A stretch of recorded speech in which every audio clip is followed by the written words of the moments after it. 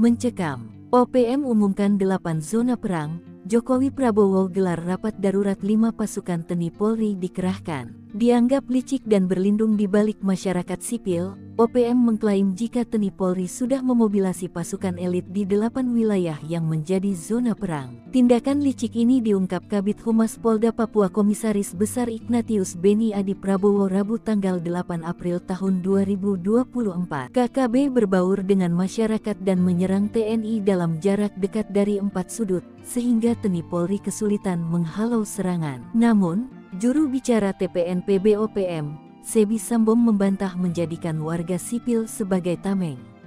Ia sudah meminta masyarakat mengungsi dari 8 wilayah zona perang, yakni Intan Jaya, Puncak Jaya, Puncak Papua, Nduga, Pegunungan Bintang, Yahukimo, Maibrat, dan Paniai. Akan tetapi menurut Sebi, masyarakat justru mendukung OPM-an menilai peperangan ini merupakan perjuangan atas nama masyarakat Papua yang menginginkan merdeka. Menanggapi ini, TNI Polri sudah mengirim 5 pasukan elit ke Papua untuk melakukan pengamanan. Puncaknya saat OPM nekat menembak Letda Octavianus Soglarai dan Ramil Aradide tanggal 12 April lalu, TNI Polri bertindak tegas. TNI bersikap tegas.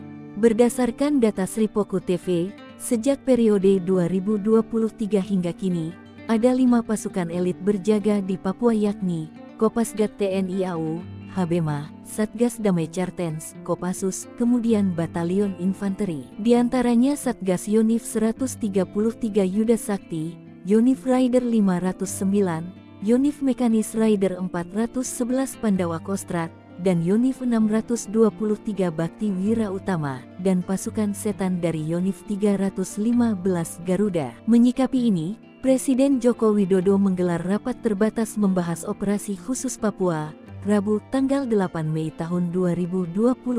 Hal ini diungkapkan Wakil BUMN Kartika Wirjoatmojo, bahwa menteri yang hadir seperti Menhan Prabowo Subianto, dan Kepala Staf Umum Kasum TNI Letjen Bambang Ismawan. Lalu, Kepala Badan Perencanaan Pembangunan Nasional Bappenas Suharso Monoarfa, Kepala Badan Intelijen Negara BIN Budi Gunawan dan Kapolri Jenderal Pol Listio Sigit Prabowo. Dalam rapat ini membahas anggaran ini, Jokowi menunjuk Wapres sebagai badan pengarah percepatan pembangunan otonomi khusus Papua dipimpin oleh Wapres yang bertanggung jawab kepada Presiden.